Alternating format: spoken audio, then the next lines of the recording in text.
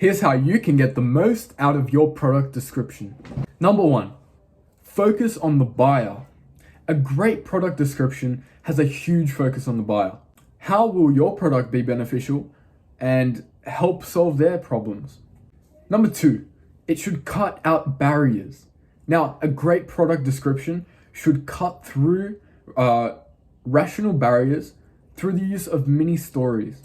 And number three, a great product description should allow the prospects to have a positive and vivid visualization of how the product will really feel when they receive it. So if you allow for them to have this experience through the use of your words, then it goes a long way. And you know what? You'll be converting more prospects in no time.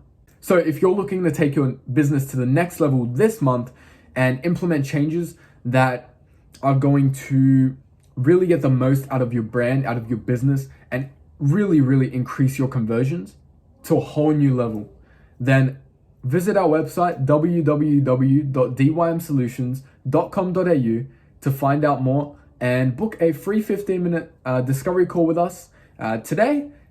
And let's see if we're a good fit to help you grow your business.